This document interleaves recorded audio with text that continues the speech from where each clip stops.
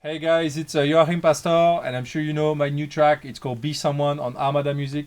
Today I'm going to show you a quick tip that I used almost on every track, mostly on synthesizers and a lot on vocals. The trick is a way to remove some resonant frequencies, but instead of doing it with an EQ, I'm going to do it with a compressor, a multiband compressor. The point is that it will cut the frequency only when the resonance appears. So if we are at a part of the track when the cutoff is low or it's not the same notes and there is no resonance, basically it's transparent, it doesn't do anything. But then when the resonance comes in, the compressor is going to act as a dynamic EQ and it's going to change it.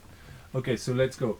So I use for that all the time, my favorite to multi-band compressor to use is the C6 from Waves. You have 3 bands, so I usually use this one and this one, the 1 and 6. You have to set that's like EQing basically, but I don't really use it. This is the range, so that's basically going to determine how much action, how much reduction, or you can also use it as an expander to make more sound, but not to remove resonance.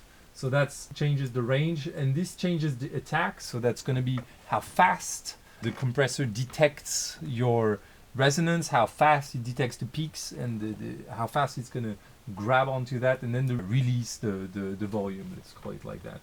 I guess you have to experiment it. And here you have the threshold. The threshold is going to be the sensitivity. The lower the threshold, the more sensible it's going to be to the resonance. So basically, here I'm at a point where there is this slight resonance. If I would lower the threshold, you see now it's almost not dynamic. It's going to be doing its job all the time. If I put too much threshold, if I go more, it's going to be less sensitive.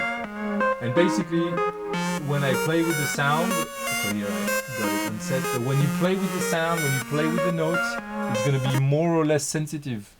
So basically I use that all the time, and where I use it the most is on vocals, because the singers don't always record on the same microphone. Maybe they're going to be recording too close to a wall, too close to a diffuser, whatever. Sometimes you have those peak resonant frequencies and they occur like always at the same time, or well, so instead of taking an EQ and having to do it by hand and do automation, I will try with that with the multiband compressor to get this to compress the sound only on the resonant frequency.